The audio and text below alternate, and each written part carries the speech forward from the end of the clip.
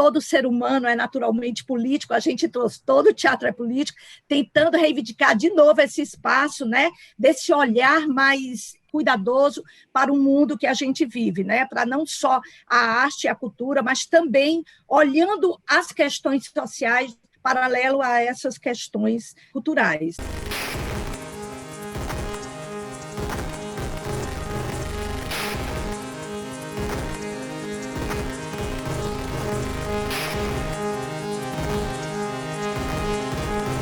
Alô, amigos e amigas do Teatro Vila Velha. Estamos no Cabaré dos Novos do Teatro, mais uma vez, para a série O Contra-Ataque. O prédio do teatro permanece fechado durante a pandemia, obedecendo a todas as recomendações das organizações de saúde, mas o nosso canal no YouTube, o Vila Virtual, continua ativo com uma programação extensa de novas produções e de acervo audiovisual do Teatro Vila Velha, com mais de 56 anos de história de resistência cultural na cidade de Salvador. A série O Contra-Ataque quer conversar com artistas de todo o Brasil para saber quais as responsabilidades da comunidade artística nesse momento da vida brasileira. O país passa por um momento difícil, com o ressurgimento do fascismo em diversos setores da sociedade brasileira e também em altas instâncias de poder. Grupos identitários, partidos de oposição, movimentos sociais têm se organizado para preparar uma resistência a tudo que vem acontecendo. A nossa pergunta é: qual é o papel da comunidade artística nesse contra-ataque?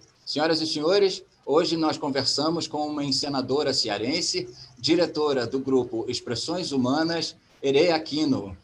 Erê, seja bem-vinda ao Teatro Vila Velha, bem-vinda ao Vila Virtual. Obrigada, Miguel, é um prazer estar aqui com vocês. Conversar com uma artista cearense é muito importante para a gente, porque o Ceará é um lugar não só de uma profusão de grandes artistas e artistas com pensamento político bastante forte, e é uma região que também tem se mobilizado bastante, né?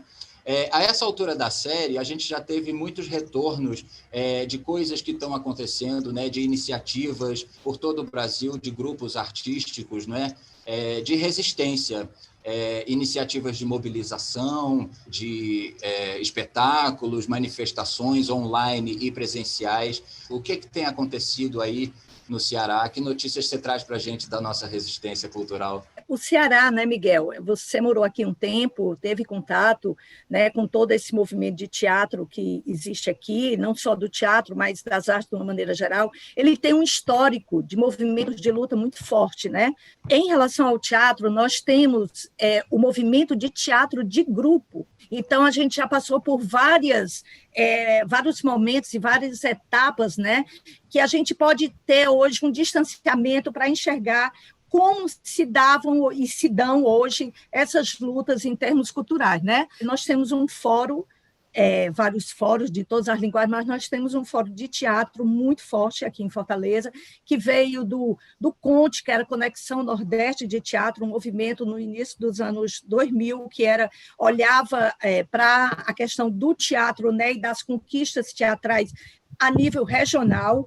Do CONTE nasceu o movimento todo do Teatro é Político, que demarcou um espaço muito importante aqui em Fortaleza, porque nós trouxemos questões quando, em um momento histórico aqui, que estava começando a se enfraquecer, achando que a arte tinha que estar distanciado da política, e a gente trouxe propositalmente, como todo ser humano é naturalmente político, a gente trouxe todo o teatro é político, tentando reivindicar de novo esse espaço, né, desse olhar mais cuidadoso para o mundo que a gente vive, né, para não só a arte e a cultura, mas também olhando as questões sociais paralelo a essas questões culturais, né? E aí eu não digo nem só mais Fortaleza, eu digo até o Ceará de uma maneira geral, porque agora com a questão da pandemia, a gente trouxe os fóruns para a virtualidade e a gente tem conseguido se organizar enquanto Estado, né?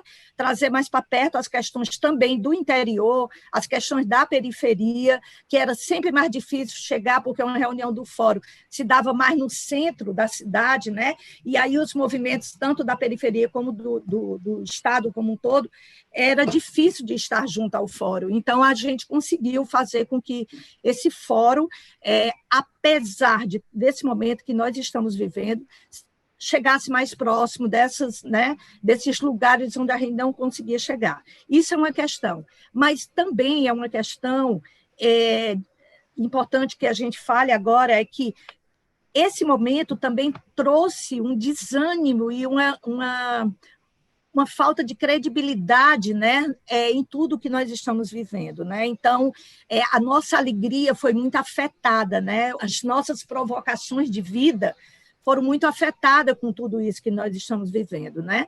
Aí também traz um ânimo e traz uma felicidade, a gente vê que também está começando a nascer respostas diante disso, né? Nós tivemos a Argentina, o Chile, a Bolívia, agora menos mal, por exemplo, nos Estados Unidos, né? Onde o símbolo maior dessa política que nós estamos vivendo agora de extrema-direita teve uma queda, né? Então, isso dá uma injeção de ânimo e faz com que as coisas sejam, essa esperança volte novamente a estar no corpo da gente, né? E estar na vontade de luta. Porque eu acho que toda ofensiva tem também uma defensiva. Então, eu acho que essa defensiva está começando a se tornar agora uma ofensiva maior no sentido de realmente de resistência, né? E de ação. Uma das coisas que me atraíram para o Ceará justamente foi, ainda no Rio, recebendo notícias das organizações, né, dos artistas e das artistas cearenses em grupos, né? São muitos coletivos de teatro de rua, de dança, de circo, né? São muitas organizações. E eu fui, de fato, muito atraído para isso. Eu tive uma surpresa grande quando eu cheguei, que era justamente a surpresa positiva de encontrar essa mobilização, essa força e a qualidade das produções artísticas, mas, por outro lado, as secretarias de cultura, tanto do Estado quanto do município, os órgãos institucionais de cultura, com uma relação muito, vamos dizer, ruim, não é, com a categoria, e eu vendo vocês lutando e se mobilizando para vencer barreiras muito difíceis da administração pública. Eu acho que foi em 2015, se não me engano, teve a ocupação da Secretaria de Cultura do município, né, que os artistas e os grupos estiveram lá, acho que mais de uma semana, ocupando o prédio. Como é que você entende que seja essa relação? Porque, às vezes, parece tão inversamente proporcional que, quanto maior a qualidade das produções artísticas, pior é o tratamento pela gestão pública. O que é esse fenômeno? Por que isso? Miguel, eu acho, assim, nós passamos por vários secretários, né, assim, desde que os grupos resolveram se juntar e resolveram pensar políticas culturais, né, porque é importante que a gente fale que, por exemplo, não era só pelo teatro, praticamente, que os movimentos estavam lutando, né? E eu digo isso do teatro porque começava com o teatro e se espalhava de uma maneira tão forte pela cidade que a gente passou a criar o Fórum das Linguagens, que oficialmente não existe enquanto, né, sistema de cultura, mas nós criamos porque a gente começou a perceber que as lutas do teatro não eram só do teatro. Por exemplo, quando você luta por uma escola, você não está lutando por uma escola única de teatro, mas você está lutando por uma escola de arte na cidade. Então, a cidade ia se beneficiar com isso. Quando você luta por editais, era uma luta também que tinha a ver com todas as linguagens. Então, isso fortaleceu muito os movimentos. Deu uma garra muito grande para todo mundo, no momento que era necessário lutar por políticas mais amplas para a cultura, está todo mundo junto. Então, nós passamos por diversos tipos de secretários de cultura, né? Secretários que simplesmente não queriam receber os fóruns, o movimento do teatro político, né, o Conte, mas que com muita resistência, muita força e muita zoada, fazendo ocupações, levando a categoria para a rua, terminaram tendo que receber e passaram a respeitar de forma muito, muito forte o Fórum de Teatro da cidade. Então, nós tivemos secretários, como eu falei, que simplesmente não queriam receber, mas tiveram que receber, e nós tivemos secretário que sempre recebia, principalmente o Fórum de Teatro, sempre era recebido e sempre ouvia, e sempre estava também com cuidado com as demandas que o movimento tinha, né? No momento agora nós temos o Fabiano Piuba, que é um secretário super aberto para receber, para ouvir, não só receber, mas para ouvir e tentar resolver as questões, né, as demandas que são pontuadas, mas, como a gente sabe, é preciso ter muita força política, né? Porque uma secretaria de cultura, parece que o secretário está ali meio que para ser testa de ferro, para não deixar as questões chegar no governo, né? Mas aí é isso que eu falo. a organização é fundamental e, nesse momento, ela é imprescindível, né, Miguel? Nós estamos vivendo um momento que, se a gente não perceber que a organização e o olhar para a comunidade de uma maneira geral, para a cidade de uma maneira geral, a gente não vai sair do canto se pensar a luta cultural como uma luta à parte do todo, né? Não é. Quando você abre o programa falando sobre a organização dos movimentos, do movimento negro, do movimento LGBT, das mulheres, isso é fundamental para as artes também, né? Então, é preciso que a gente, ou o secretário, querendo ou não querendo, a gente tem que estar junto, tem que estar lutando, eles têm que perceber que a luta da classe não é uma luta contra a Secretaria de Cultura, muito pelo contrário, se ele for um gestor inteligente, ele vai perceber que a luta pela cultura é uma luta que deveria estar conjunta aos secretários de cultura, né? Para que ele tenha força como demanda junto ao governo, de uma forma geral. Então, nós temos procurado muito a conversa, o diálogo, né? Dialogar. Quando é possível, nós dialogamos. Quando não é possível, nós ocupamos, como ocupamos a Secretaria de Cultura do município. E ficamos lá dias até o prefeito se disponibilizar de descer do escritório dele e ir até lá a ocupação, porque nós fizemos ele ir até a ocupação. E só saímos quando ele assinou o termo de que o edital era lei e o Festival de Fortaleza ia passar a ser lei também. Então, quer dizer, são conquistas importantíssimas que vieram a partir dessa organização da categoria como um todo, né? O Nordeste teve uma importância grande aí na resistência nas eleições de 2018, né? Foi a única região que não votou no Bolsonaro, com exceção, acho que, de 1 ou 2 estados no máximo.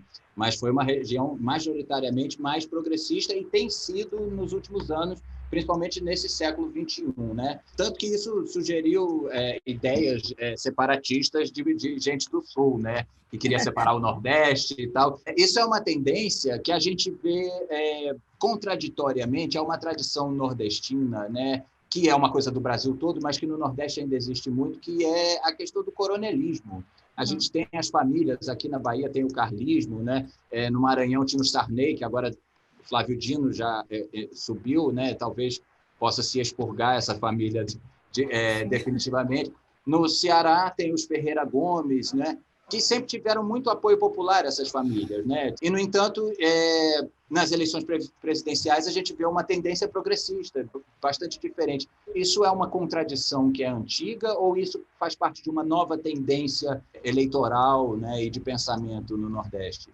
Eu vejo essa questão, Miguel, assim, dividindo um pouco. Por exemplo, para mim, as capitais, esse pensamento, ele está mais consolidado nas capitais, né? Quando você aprofunda no interior, isso já se mistura mais. Por exemplo, o Nordeste, sim, o Nordeste inteiro, pelo menos as capitais, assim, que eu esteja lembrada, não teve nenhum candidato de direita que se propagou em nenhum momento. Isso é um elogio, isso é, assim, algo grandioso. Eu estava vendo esses dias um podcast da Folha de São Paulo que trazia o perigo da única capital do Nordeste eleger um bolsonarista, que é o Capitão Wagner. Eu fiquei numa depressão terrível com aquilo, porque seria assim, algo que contra todo o histórico, e principalmente de Fortaleza, né, que elegeu na década de 80 a primeira mulher, que foi a Maria Luísa, de uma forma assim, surpreendente, que ninguém dava, as pesquisas davam 1% para ela, e de repente essa mulher virou, e Fortaleza colocou a Maria Luísa na década de 80 como a primeira mulher, e uma mulher de esquerda, né, na prefeitura de Fortaleza. Depois nós tivemos também a onda com a Luiziane Lins, né, que também as pesquisas davam muito baixo, e ela revirou também, deu uma virada, e foi eleita também outra mulher, também de esquerda. Nesse momento, Fortaleza está passando por um momento muito delicado, porque nós estamos praticamente em empate técnico com 3 candidatos, né? Luiziane, o candidato do prefeito atual, né? do PDT, e o Capitão Wagner, que estava no primeiro, já caiu. Então, pela primeira vez, eu estou diante de uma situação, porque eu voto muito com o PSOL, e pela primeira vez eu estou diante de uma situação com medo de declarar votos assim, com medo de tirar voto de uma esquerda, né? Ou então de um candidato melhor, com medo que um bolsonarista suba no poder. Você entende a situação que a gente se coloca nesse momento? Então, nós estamos num momento muito delicado, né? E ali a gente fala, por que a esquerda, nesse momento, ou pelo menos as pessoas sensatas, democráticas, não se juntam nesse momento para dar uma resposta para tirar a extrema-direita? É assustador, né, Miguel? A gente está vendo as instituições sendo minguadas e sendo destruídas por dentro. Se hoje nós não temos um Ministério da Cultura, nós temos uma secretaria, nós não temos nada. Porque não basta ter uma secretaria, ele coloca algo para acabar com aquilo ali. Então, ele não quer só acabar com a cultura de esquerda, ele quer acabar com a cultura de uma maneira geral. Então, a gente tem, e aí isso eu falo da cultura, mas a gente pode estender isso de uma maneira geral, né? Na saúde, na educação, ele está minguando, acabando, corroendo as instituições democráticas por dentro. Então, pela primeira vez, eu olho e não sei direito o que fazer diante dessa situação, né? Atual que nós estamos vivendo. Herê, vamos falar um pouco sobre Expressões Humanas, né? O seu grupo. O espetáculo mais recente de vocês é O Ano que Não Acabou. Não é que é uma revisita Releitura aos atos, né? Sim. E que fala sobre o período de resistência à ditadura nos anos 60. Me conta um pouco sobre esse espetáculo e por que a decisão de reencenar esse espetáculo agora. Como você falou, Os Cactos é de 2005. E desde 2005, praticamente, nós não paramos com esse espetáculo. Ele está sempre em repertório do grupo, inclusive ele foi um dos espetáculos que viajou ao palco giratório, quando nós fizemos em 2010, foi um dos espetáculos que viajou junto como repertório do grupo. Eu lembro que em 2005, quando nós montamos esse espetáculo, que é um texto do Emanuel Nogueira, um dramaturgo daqui do Ceará, que ganhou um prêmio, né, o prêmio FUNASC, em primeiro lugar ele tirou, em 2005 também, e aí me convidou para montar o espetáculo. Assim que ele me convidou, foi um espetáculo que me chamou muito a necessidade realmente de encenar. Eu sou filha de um historiador, ex-preso político, torturado no período da ditadura. Eu não vivi a ditadura na minha consciência já como adulta, mas eu vivi como criança e como adolescente a ditadura. Eu vi meu pai várias vezes ser preso dentro de casa, os livros dele serem queimados, serem levados para o quintal e feita uma fogueira dos livros, dos LPs dele. Então, isso foi uma coisa que acompanhou minha infância, né? Eu tinha 6 anos, mas é impressionante como essa memória é muito forte, né? E não só a memória, eu acho que a memória, às vezes, até ela se confunde, mas o sentimento diante daquela situação, né? Os Cactos tratava disso, tratava de uma mãe, que é também baseado numa história real, trata de uma mãe que perdeu o filho na ditadura, ele foi sequestrado, ela nunca recebeu nenhum documento de que o filho tinha morrido, é um desaparecido político, e ela preservava o quarto do filho do jeito que o dia que ele sumiu. E ela ficava nesse quarto junto com a companheira do Pedro, que era o menino sumido na ditadura, e ela preservava esse quarto, e o diálogo acontecia entre as cenas de tortura, ele preso, sendo torturado, e a mãe e a companheira dele falando sobre essas perdas, né? Quando eu montei em 2005, chegavam para mim e diziam: Herê, mas esse espetáculo não é muito datado para você estar trazendo o tema, a questão? Aí eu sempre dizia: a luta pela democracia é uma luta permanente, é uma luta que a gente não deve nunca parar de estar olhando para ela, né? Porque a gente está sempre tendo que reafirmar essa democracia. Eu tive recentemente, há uns 2 anos atrás, num curso no Yaxcane, no Peru, e um dos professores chegou e ele começou a falar sobre a cultura andina, e ele disse uma coisa que nunca mais saiu da minha cabeça e que eu acho que reafirma todo esse pensamento que eu estou te falando agora. Ele disse assim: nós, ocidentais, nós temos o presente, onde nós estamos, o futuro na frente, o nosso passado está atrás, porque o que é passado se deixa para trás e tem que se olhar o futuro.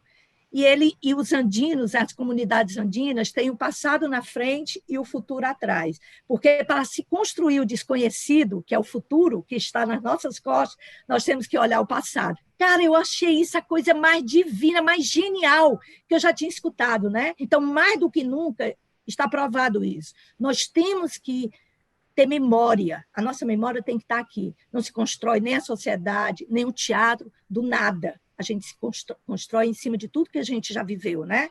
Então, por isso é tão importante. Isso marcou a minha vida. Esse conhecimento de uma pequena comunidade andina. Olha que coisa linda, né? Que maravilha. E você falou aí, né, que teve gente que disse que era datado, né? Como é que tem sido a reação do público, a receptividade? Tem uma máxima, né, de que o Brasil é um país que não tem memória, né? A instituição da Comissão da Verdade foi uma coisa que demorou bastante tempo, né? Foi já no mandato da Dilma, uma coisa que o PT poderia ter feito. Sim. Já no princípio, né? Sim. E a própria Comissão da Verdade teve muitas dificuldades, né, de abrir os arquivos, o Exército segura, as Forças Armadas não querem abrir esses arquivos. Agora foi eleito um cara que é absolutamente desrespeitoso com a memória dos desaparecidos políticos, que nega a ditadura. Como é que o público está recebendo isso? Como é que dialoga com essa memória? Como é que são os retornos que vocês recebem? Os Cactos sempre foi um espetáculo que impactou muito, sabe, Miguel? Ele sempre impactou muito, porque, por exemplo, eu acho que tem a ver com tudo que é falado e tem a ver também com uma coisa que eu faço, e aí isso é muito bacana falar, porque o Emanuel, o dramaturgo, ele jogou o texto na minha mão e disse, Herê, fique à vontade. E eu tenho sempre atualizado o texto no sentido de fazer sempre o link entre o passado e o que nós vivemos hoje, né? Então, por exemplo, hoje várias falas do Bolsonaro estão na boca do torturador do espetáculo. Então, essa conexão fez com que, nesse momento, depois, né, da eleição do Bolsonaro, o espetáculo ganhou uma força impressionante, como reação do público mesmo, sabe? Acho que porque as pessoas começaram a sentir isso mais próximo, né? Ali mais presente no meio da gente, né? E tem também uma coisa muito bacana que eu gosto muito de trabalhar com o público próximo ao espetáculo, né? E aí eu busco sempre elementos do espetáculo que possam compor essa conexão entre o ator e o público.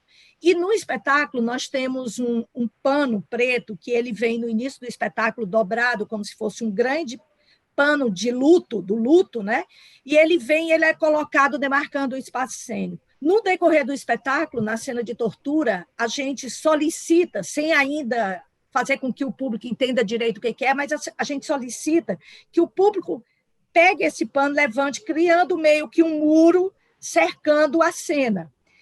E o ator vira de uma vez, sai desse distanciamento da cena, mas passa a falar com o ator, e ele, de repente, corta de novo, volta para o personagem, e ele já é o torturador. Essa cena de tortura acontece com as pessoas segurando o pano, olhando por cima do muro o que está acontecendo. Isso compromete imediatamente você diante daquilo. Faz você refletir a partir do momento que você segura. Por que porra eu estou segurando isso aqui? Por que eu estou escondendo o que está escondendo? Entende? Então, na segunda vez que a cena volta e que o ator ordena que as pessoas peguem o pano novamente, alguns pegam e outros não. Alguns pegam porque é cena, é teatro, não sabe se pega porque é teatro, mas muitos não pegam, ficam indignados e não se aceitam mais segurando aquilo. Então, eu acho que hoje ganha uma dimensão por conta dessas coisas também. Você não está falando só da história, você está falando do hoje também. E que conexões você faz entre o passado e o presente, né? O poder ele está no passado, mas o poder está hoje. Como esse poder é utilizado hoje? Como é que isso pode respaldar historicamente, ou dentro de um espetáculo que traz um tema histórico? Então, essas conexões, eu acho que faz com que o espetáculo continue vivo, sabe, Miguel? Continue se comunicando diretamente com o hoje, com as pessoas que vão ali, né, vivenciar aquela história. Herê, tem uma outra pauta também muito importante no Brasil hoje, que é a questão indígena, não é? E esse Sim. governo é um governo assim inimigo da questão indígena, dos povos originários do Brasil, é o governo do agronegócio. O Ceará tem um histórico, né, com a questão indígena tanto da resistência das comunidades indígenas do Ceará, como de uma falta de olhar do poder público, historicamente, para as comunidades. Como é que está hoje a questão das comunidades indígenas no Ceará? A gente visitou várias comunidades indígenas no processo, né, de montagem do espetáculo, foi quase um ano o processo, e a gente visitou, conversou, participou de vários eventos, participamos da Marcha pela Terra aqui junto com eles. Então, nós ficamos um ano praticamente convivendo e tentando entender essa questão, porque o que eu tinha na minha cabeça sobre a questão indígena, fora essa visão mais consciente da luta indígena, da luta, né, dos negros, da luta LGBT, fora isso, a memória que eu tinha era de escola, de ouvir dizer que a partir da década de 80 não existia mais índio no Ceará. E eu ficava com aquilo, como não existe mais índio no Ceará? Então, isso se passou durante muito tempo. A gente traz, inclusive, no espetáculo, quem se declarava indígena aqui, até a Constituição de 88, era perseguido e morto. Um decreto da província que dizia que não existia mais índio no Ceará. Era bem simples, não existia mais. Os povos indígenas já tinham sido extintos no Ceará. Eles já estavam como se já estivessem misturados. Então, não era mais índio, porque já tinha se misturado com o branco, com o negro, e não era mais índio. E aí, o movimento indígena, a partir de 88, da Constituição de 88, começam a se organizar. Mas os mais velhos, que eles chamam dos troncos velhos, não assumiam, não tinham coragem de dizer, e faziam com que seus netos, seus filhos, prometessem, jurassem de não dizer que era indígena, porque eles tinham medo de assassinatos, né? E aí, até no programa do Yandé Tecorá, a gente traz um mapa do Ceará com todas as comunidades indígenas. E hoje nós temos 14 comunidades indígenas declaradas oficialmente como comunidade indígena, né? E aí a gente visitou praticamente todas elas. E nós tivemos, assim, o prazer, que foi a experiência mais linda que eu tive na minha vida enquanto diretora de teatro, foi fazer um espetáculo dentro das comunidades indígenas. Fazer e ouvir o que eles falavam, o que eles vieram falar, muitos chorando, emocionados, e fizeram o grupo todo chorar junto, declarando a importância que era aquela questão. E aí, Miguel, é bom que a gente fale também, porque aqui no Ceará nós temos muito mais forte a presença indígena do que a presença negra, né? Porque, pensando em termos de desenvolvimento da província para cá, e não é à toa que foi o primeiro estado a abolir a escravidão, porque a mão de obra escrava foi pouco utilizada aqui. Então, a presença indígena foi mais forte no sentido da escravidão, né? O cearense praticamente é descendente indígena. Aí, muitas vezes, a gente não sabe disso. Se você vai buscar, né, atrás na história, como nós fizemos, porque qual era o nosso cuidado? Era um lugar de fala, né? Eu não queria fazer um espetáculo falando pelos indígenas. Então, o que era que eu queria? Eu queria trazer o problema do agro como a proposta de desenvolvimento que sai trucidando e sai destruindo qualquer outra possibilidade de desenvolvimento e de vida. E aí, seja quilombolas, seja comunidades indígenas, eles saem passando por cima disso. Então, eu peguei por aí e peguei pela questão. Como é que a questão me atravessa enquanto herê, atravessa o Murilo enquanto ator, a Marina, tudinho. Então, eu pedi para eles criarem relatos de como a questão indígena passou por eles. A Juliana não tinha noção sobre a questão indígena, porque nunca foi falado na família. Então, isso foi trazido para a cena também, entende? Então, a gente trouxe toda a questão, não de estar no lugar do índio, mas falar da repressão e da destruição que os indígenas, as comunidades indígenas estavam sofrendo por causa de um desenvolvimento que tinha muito a ver com o agronegócio. A gente abre o espetáculo lendo o trecho da Constituição que fala sobre a questão indígena. Dilapada logo, a Constituição entra, como que não tem nem o que a gente discutir, está aqui na Constituição.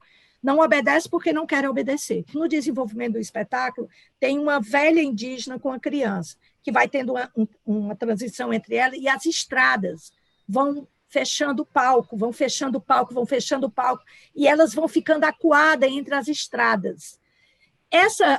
O espetáculo todo se desenvolve com isso. Vem um e ataca a estrada, limita o palco, e eles vão ficando limitados. Essa é a questão, né? As terras que estão sendo tomadas por quem hoje? Pelo agronegócio, principalmente, é o agronegócio, que chega na Amazônia, que chega no Pantanal, que chega aonde chega e sai destruindo e passando por cima de tudo. Então, essa questão, ela tem que ser levantada por todos nós. E a coisa mais linda foi isso, eu ouvi também dele, sabe, dizer, Herê, a questão indígena não é só nossa, é de todos, porque a questão, se acabar com a vegetação, se o desmatamento tomar conta de tudo, todos nós seremos prejudicados. E é humano, né? A luta é do humano contra esse desenvolvimento que eles chamam de desenvolvimento. O que é desenvolvimento? Quando se deixa as pessoas na beira de uma estrada morrendo de fome, né? Então, o que me inspirou também no início do trabalho foi uma cena que eu vi muito forte de várias comunidades, várias indígenas, numa beira de estrada, vivendo na beira da pista, porque as terras tinham sido tomadas. Então, eles estavam embaixo de panos, né, de lonas, sei lá, na beira da estrada, porque não tinha terra. Aquilo ali me deu assim, sabe, me tirou o chão. É sobre a questão indígena, mas é sobre o que esse desenvolvimento faz com quem não tem esse poder bélico, né, de sair destruindo com tudo, entende? Então, é sobre o humano também. Eu acho que é muito importante que o teatro olhe para isso, que a música olhe para isso, que a dança olhe para isso, né? Eu acho que é a vida, como eu falei no início, é esse contato com a vida. A arte, ela se recria a partir desse olhar para a vida, né? Essa delicadeza, esse cuidado e essa comunicação, porque nós somos artistas, eu acho que nós podemos falar de tudo que atravessa a gente, né? Que dói, que faz com que a gente queira falar, queira dar um basta, tudinho, em comunhão e sabendo ouvir, né? E sabendo estar no nosso lugar, o cuidado de como as questões são absorvidas e são tratadas no espetáculo de teatro. Os atores e as atrizes da Companhia Teatro dos Novos estão aqui com a gente. Vamos abrir a nossa conversa. Eu queria que você falasse um pouco sobre como é a formação em teatro aí no Ceará. Eu sei que deve ter a universidade, né, federal e tal, mas e além da universidade, como é esses cursos, essa formação? Como isso acontece aí? Nós temos 2 escolas de teatro, né? A do IFCE, todas 2 licenciaturas, e a da UFC. E aí nós temos aqui uma coisa que foi muito da conquista dos trabalhadores da cultura aqui. Nós temos uma escola que acontece num teatro José de Alencar, que é uma escola que dura 2 anos, se eu não me engano, 1 ano, 2 anos, por aí, mas é um curso longo para iniciantes. Mas nós temos uma escola que foi uma conquista muito bacana da classe, que é a Escola Porto Iracema das Artes. Eu não sei se vocês aí já ouviram falar, mas é uma escola que ela todo ano faz uma seleção, e aí grupos, né, assim, um núcleo de artistas se juntam para uma pesquisa. E aí você tem condição de trazer um orientador da onde você quiser, a escola paga, e esse orientador fica com você durante 8 meses, e você ainda recebe bolsa, estudando e recebe a bolsa, e o orientador é pago pela escola. Foi a viagem que eu falei, que eu fui para o Peru, né, com o grupo Iascane, foi através da escola também. Uma parte nós bancamos e outra parte a escola bancou. É uma escola de ponta, né, que ela demarca assim, uma qualidade de trabalho muito bacana. Nós tivemos também aqui, no final dos anos 90 para um grande período dos anos 2000, os cursos de direção teatral, de design, de dança, escolas que duravam 2 anos, que a gente ficava praticamente o dia inteiro dentro dessa escola, né? Isso final dos anos 90. E por conta de política, a escola terminou acabando por jogo político. Mas a luta por escolas sempre foi uma luta muito importante para a gente aqui, porque a universidade de teatro é muito novinha aqui. Vocês aí já têm a universidade há bastante tempo, né? A escola de teatro aqui, ela veio, a nível superior, ela nasceu em 2002, se eu não me engano, por aí, no início dos anos 2000. Então, é uma escola muito recente, entende? Que começou a gerar frutos, né? Praticamente agora. E tem também a Vila das Artes, que agora está a nível iniciante, né, para dança, teatro, tudo, que eu já dei aula várias vezes, mas ela, durante muito tempo, foi também uma escola pensada nisso. Você ia para lá, era um ano, e vinham professores do Brasil inteiro para lá, para você ter contato. Então, a gente teve a oportunidade, no início da formação da gente, eu comecei a fazer teatro em 90.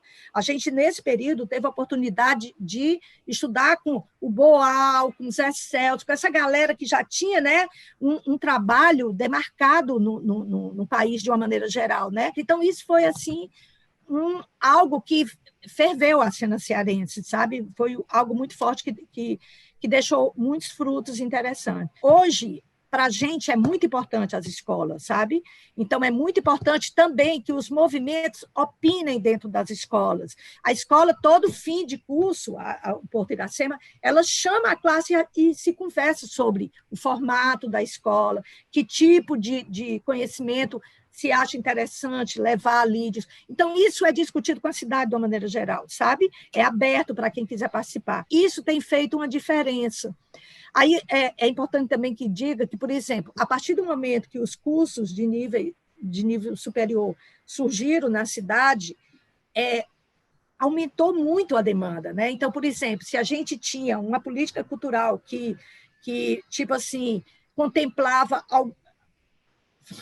Você nem dizer assim, vamos supor, contemplava um determinado número de artistas e se multiplicou demais. Tanto que hoje se briga por política pública com os valores bem maiores, porque a demanda aumentou muito, né?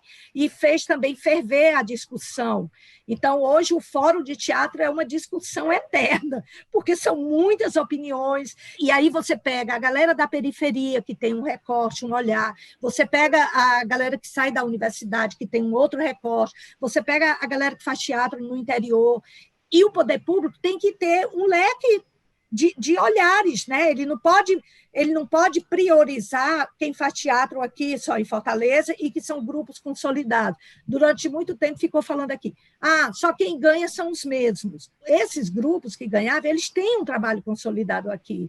Então, isso quer dizer que não é para eles deixarem de ganhar, mas que tinha que ser, os valores tinham que aumentar para abranger bem mais, né, a demanda que crescia. Então, as escolas de teatro são muito importantes nesse sentido, sabe? E a comunidade, a cidade participa desse debate, mesmo sendo sempre uma briga para que se participe. Mas é importante que a gente esteja sempre atenta a isso, né?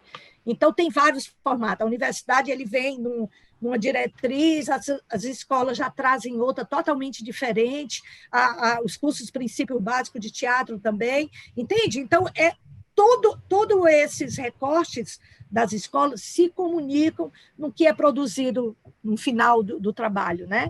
Então, de repente, essa diversidade também é importante, né? A maneira que cada um vê como dialogar em termos de pesquisa e em termos de ensino teatral. Herê, eu queria fazer mais uma pergunta só para a gente encerrar, mas é uma pergunta que eu vou abrir um assunto, porque eu estou aqui no meio de 4 mulheres inteligentes, artistas, brilhantes, e não dá para não lembrar do seu espetáculo belíssimo, Orlando, que eu vi logo que cheguei no Ceará, a partir do livro da Virginia Woolf, que você aborda ali as questões de gênero, não é? E aquele personagem que se transforma numa mulher e que vai experimentar isso tudo.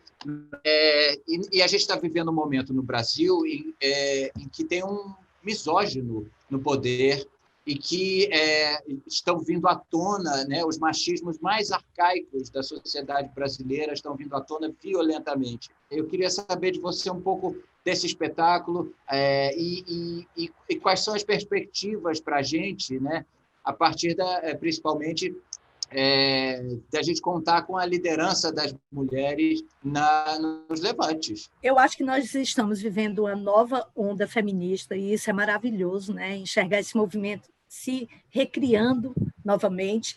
Isso é lindo, a gente vê. O movimento de mulheres hoje, eu acho que ganhou uma força extraordinária, porque também tem aquela coisa, sabe, Miguel? Vem essa onda de conservadorismo e vem também uma onda para rechaçar tudo isso, né? Para dizer assim, olha, é espaço vazio, pois vamos ocupar esse espaço antes que o outro ocupe. E eu acho que o movimento feminista ganhou uma força muito grande diante de todas essas questões. Mas é muito triste também ver situações a situação que nós estamos vivendo hoje em relação à mulher. Você vê o movimento feminista crescendo, tentando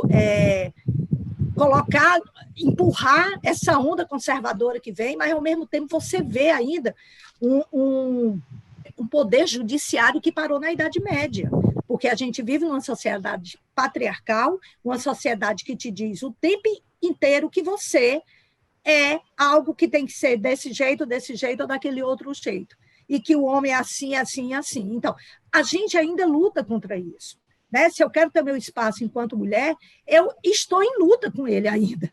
É como se nós vivêssemos em uma bolha. Eu estou no meu teatral, parece que isso não existe mais, gente. Aí, quando você se depara com isso, né? Aí você se assusta, porque você diz... Eu agora estou fazendo um trabalho que a gente teve uma entrevista com 15 mulheres que são cearenses, que viveram o período da ditadura e que foram presas políticas. 2 delas participaram até da Torre das Donzelas, são cearenses que hoje moram em São Paulo, mas participaram até do documentário que teve, né?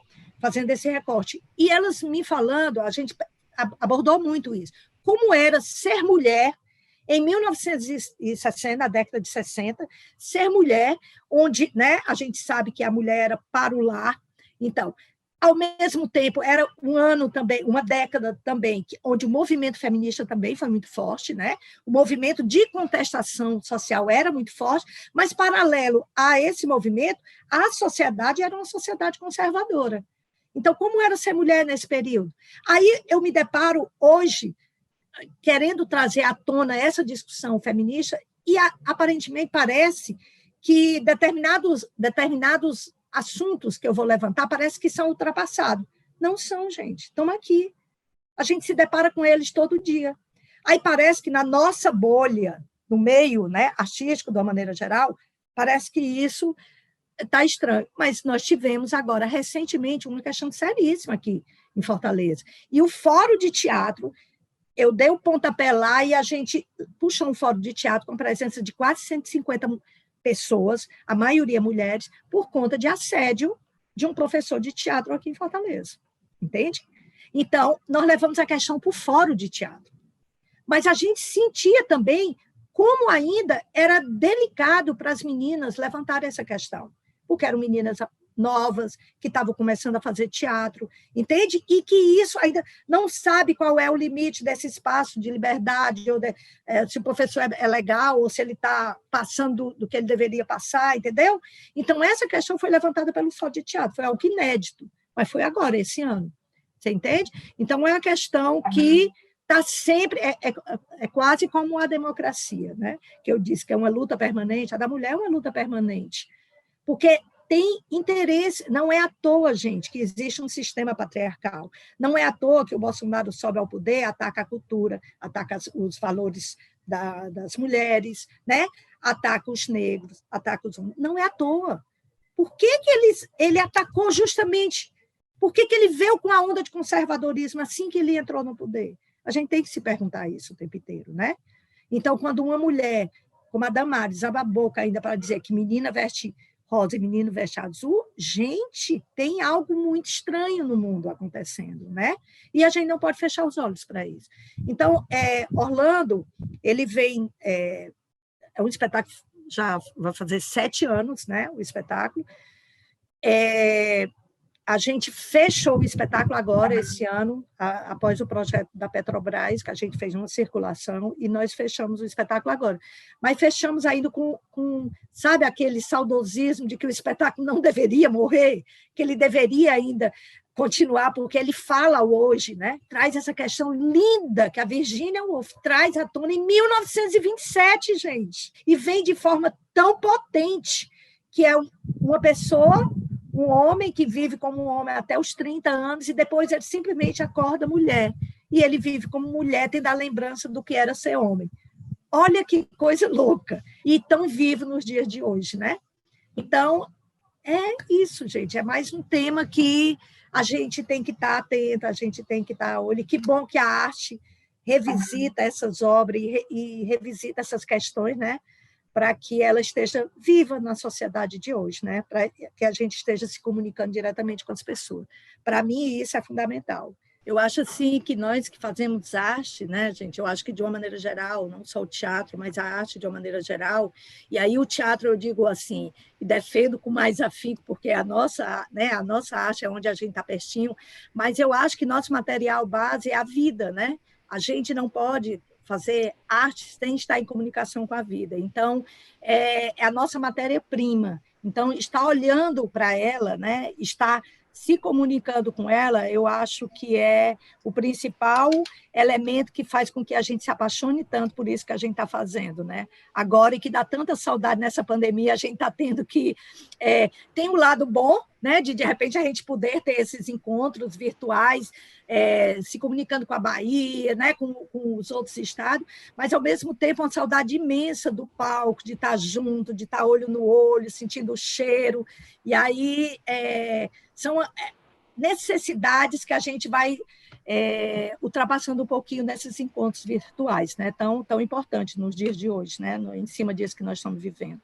Roteiros, roteiros, roteiros, roteiros, roteiros, roteiros, roteiros. O instinto caraíba, morte e vida das hipóteses, da equação eu parte do cosmos ao axioma cosmos parte do eu, subsistência, conhecimento, antropofagia. Contra as elites vegetais, em comunicação com o solo, nunca fomos catequizados. Fizemos foi o carnaval, o índio vestido de senador do império, ou figurando nas óperas de Alencar, cheio de bons sentimentos portugueses. Já tínhamos o comunismo, já tínhamos a linguagem surrealista, a idade do ouro, catiti, catiti, e mara notear, notear e mara e peju, a magia e a vida. Tínhamos a relação e a distribuição dos bens físicos, dos bens morais, dos bens dignários. E sabíamos transpor o mistério e a morte com o auxílio de algumas formas gramaticais. Perguntei a um homem o que era o direito, e ele me respondeu que era a garantia do exercício da possibilidade.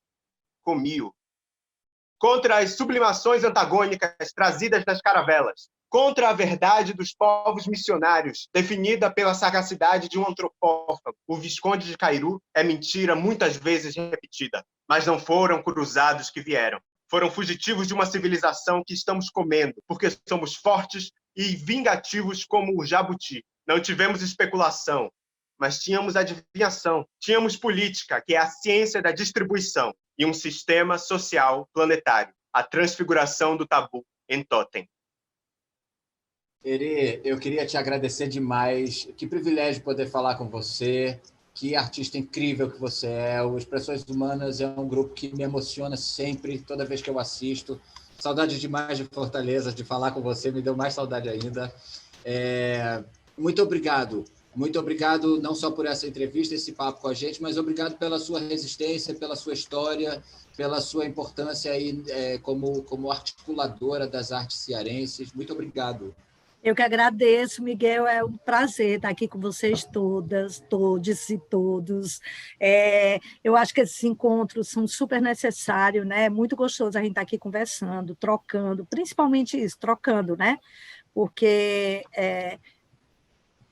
a vida ela não acontece sem essas trocas, né? E que pena que a gente está fazendo por aqui, não estamos pertinho, mas que bom também que a gente pode fazer e pode se encontrar, né? De repente, eu tive contato com todas aqui, conheci mais 3 pessoas, isso é maravilhoso. E, gente, estou aqui, estou à disposição. e tomara que a gente se encontre nos palcos e na vida. Obrigado a você que está nos assistindo no Vila Virtual. Essa é a nossa segunda temporada de O Contra-Ataque. A primeira temporada ainda está no ar, você pode conferir todos os episódios aqui. Siga nossas redes sociais, nos acompanhe, muita programação do Vila Velha na internet. Até a próxima semana.